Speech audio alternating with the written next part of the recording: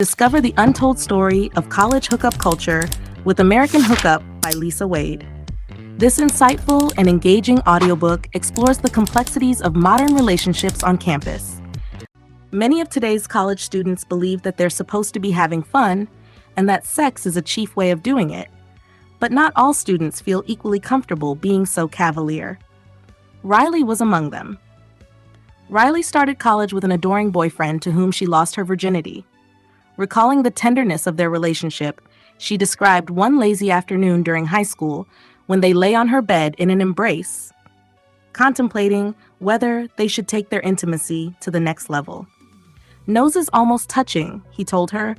"Your physical relationship should match your emotional relationship."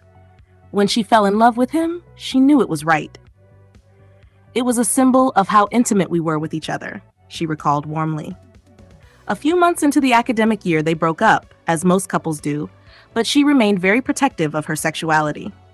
Echoing her ex, whom she still admired, she wrote, "I take it very, very seriously.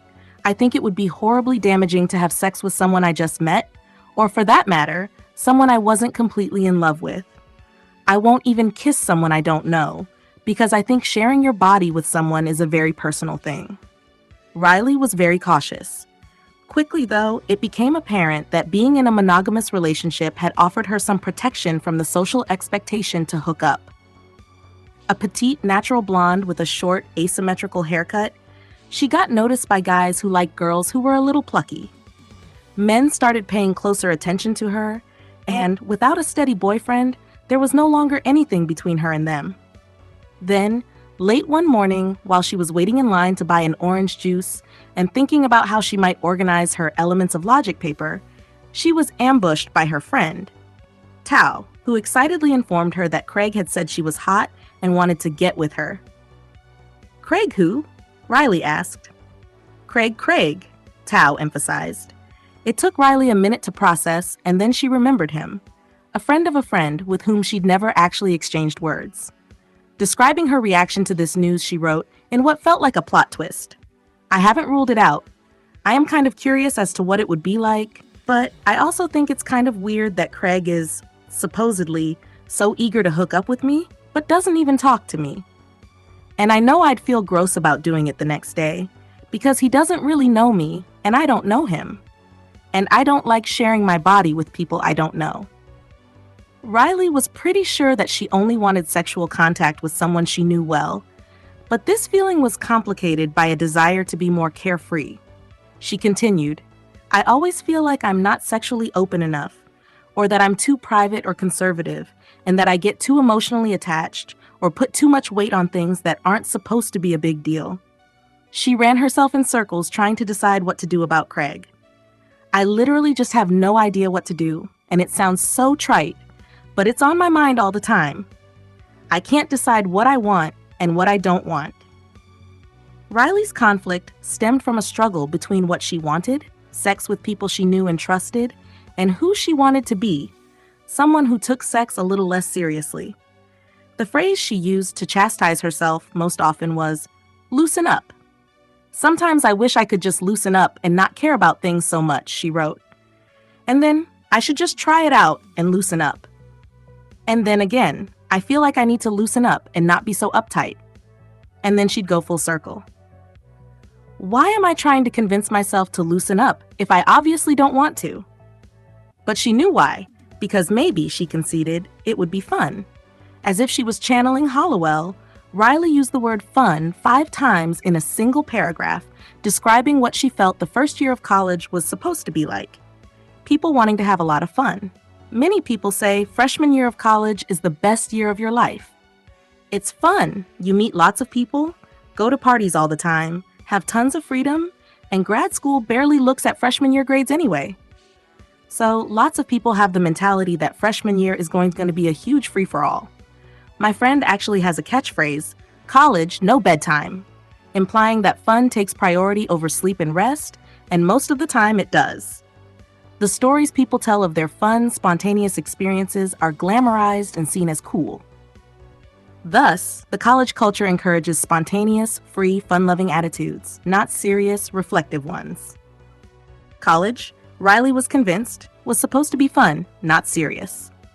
This was the conclusion, too, of a counselor at Duke. One of the worst labels a student can have is being too serious, he said.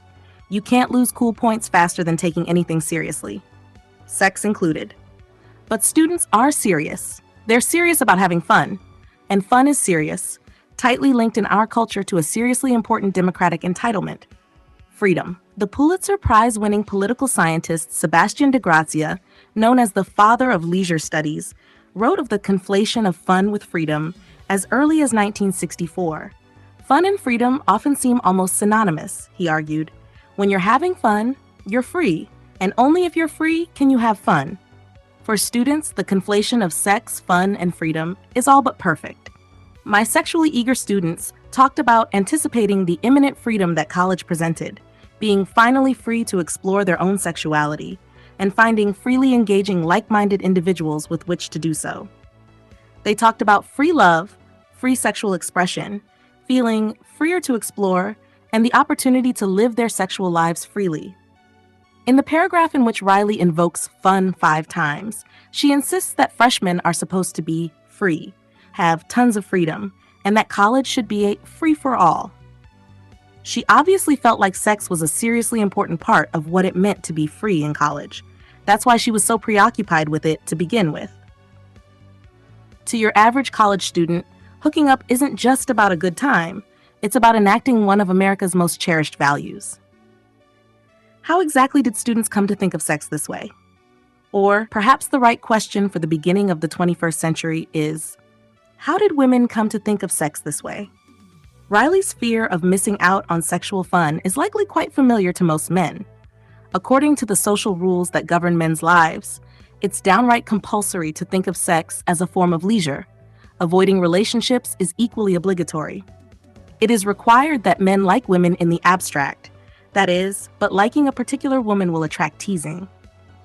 As the bullies on The Simpsons say when they catch Nelson Muntz in a romantic moment with Lisa, "Aw man, you kissed a girl. That is so gay." The bullies owe their attitude to the Industrial Revolution. Before this transformation, men, women, adults, and children all labored together on family farms. It was a tough life, but families worked as a team. As 20% of the American population began migrating from the country to crowded cities, work increasingly happened at centralized factories. These were much harsher workplaces than family farms, generally indifferent to the workers' well-being. The wages were low, the jobs were dangerous, and hours were brutally long.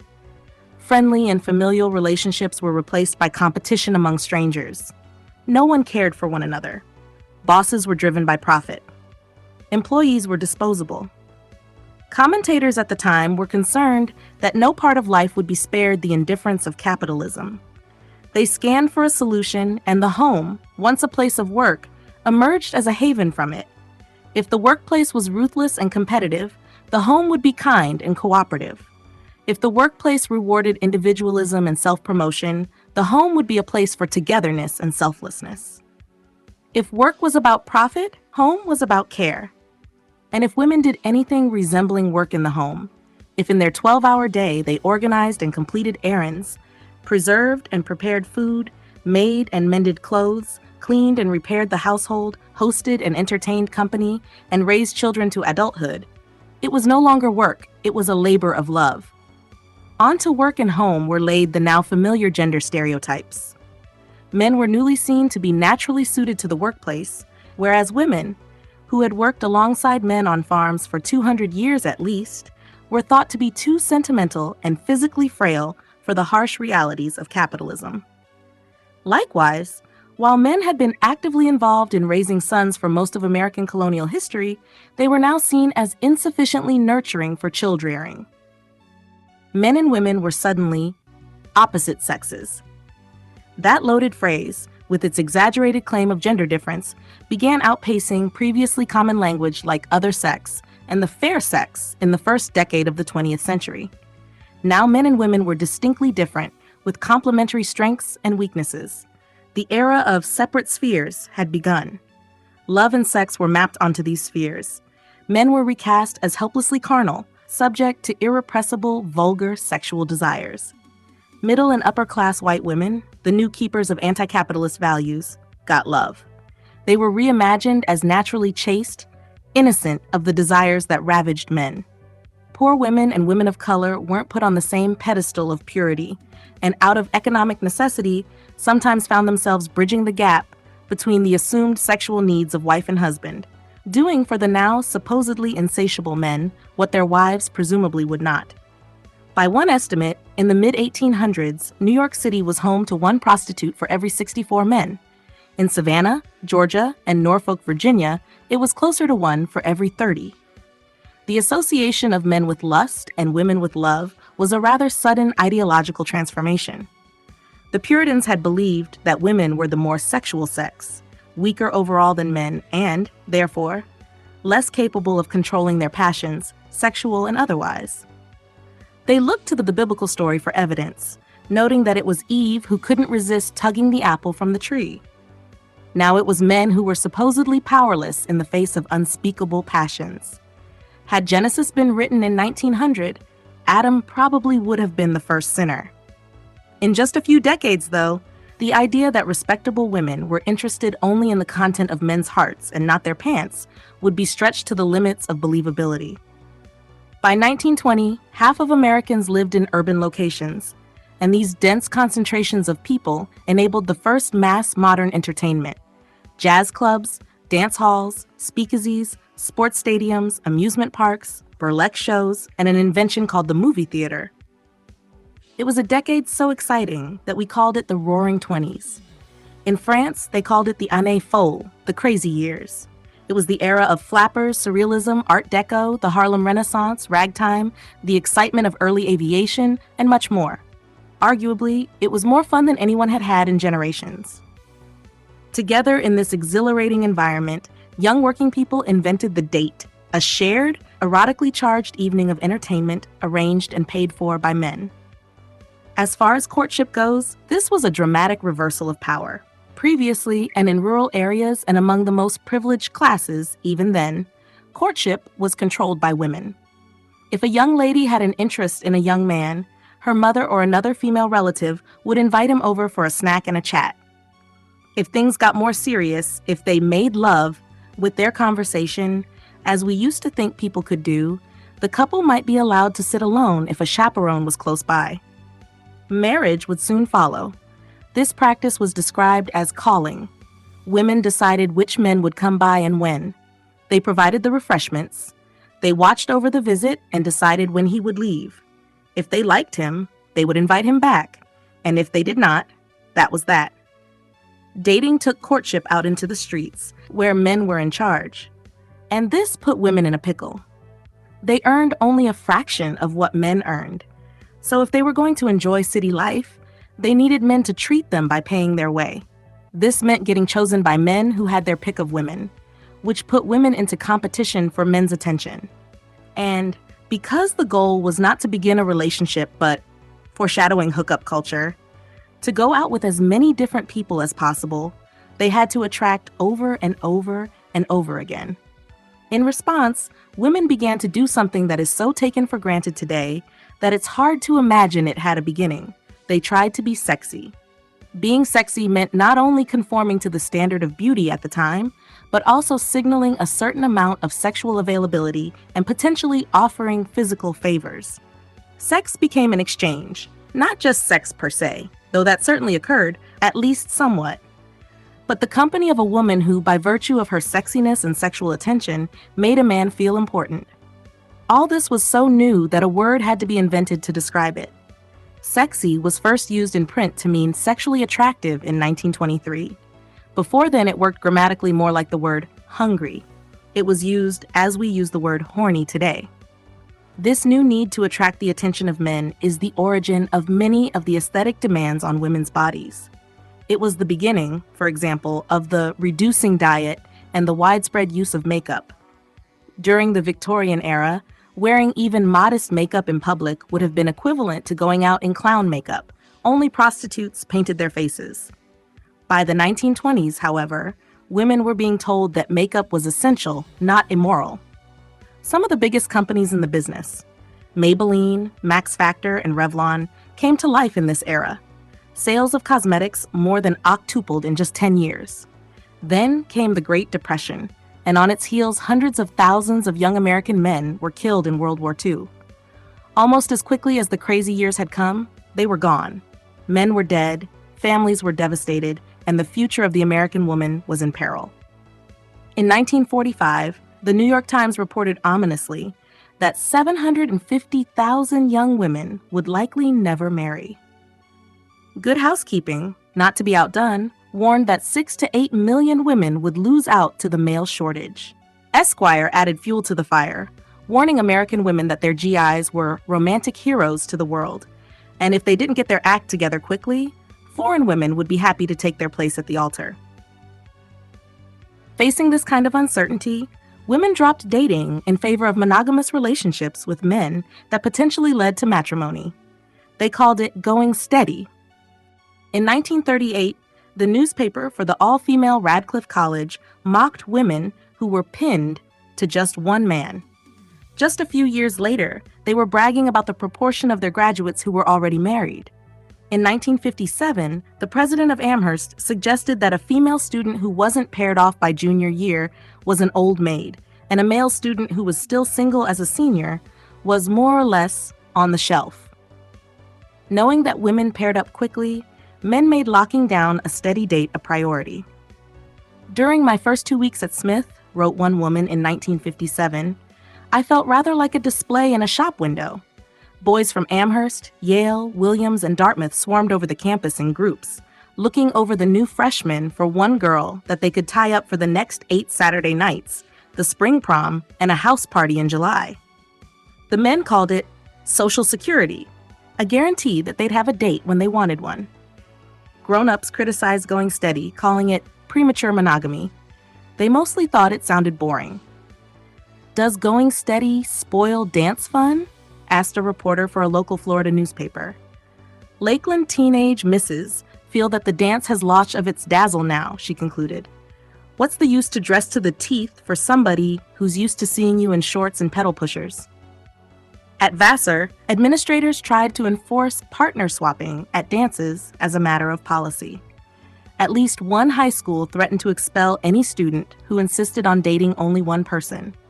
In tried and true fashion, academics studied the going steady craze, debating whether this newfangled culture of sex was good or bad and for whom.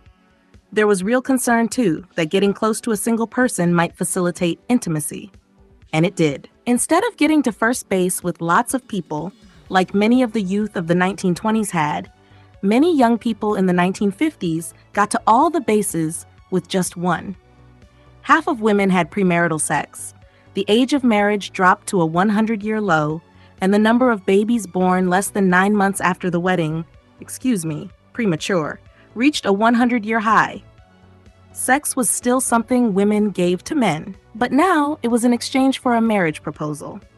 Before long, the glaring contradictions that characterized American society during the decade quickly started to rupture the social order. Premarital sex was strongly condemned, but the rate of teen pregnancy had reached an unprecedented level. Suburban housewives were supposedly living the dream, yet they were popping tranquilizers like candy.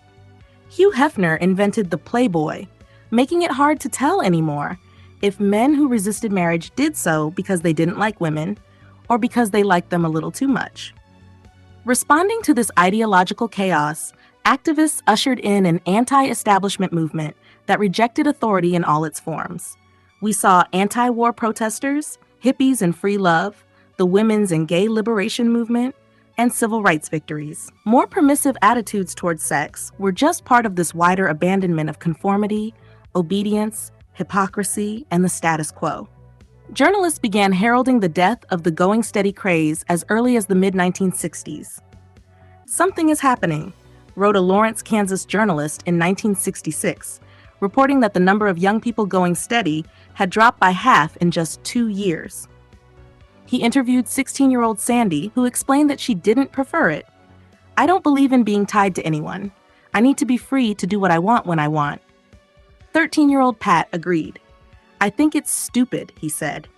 The comparatively mature 15-year-old Mark argued that one should not be tied down to someone outside of marriage. Kids were a-changing, as they always do. Meanwhile, feminists were fighting the Victorian stereotypes that excluded women from the world of work. They began dismantling the legal and cultural barriers that allowed men to bar women from politics, workplaces, sports, military service, and more. And they fought for recognition of women's sexuality, of their right to be sexual without social stigma, and to have sex for pleasure like men. They wanted, in other words, to be able to give away sex for free instead of in exchange for men's resources. Economic independence was an essential part of this new contract, as was the decriminalization of contraception in 1965 for married people and 1972 for single people, and the 1973 Supreme Court decision that made certain restrictions on abortion unconstitutional. Feminists also questioned the idea that the things women had been held responsible for, things related to love, like raising children, maintaining a safe and comfortable home, and nurturing others as wives, mothers, nurses, and teachers, were somehow less important than what men were expected to do. Feminists wanted women to be able to do the things in life that were valued, things associated with men, but they also wanted everyone to sit up and notice that the things women had been doing all along were valuable too. They hoped to collapse the Victorian binary, to give men and women equal access to both work and home, profit and care, and sex and love. They would get half of what they wanted.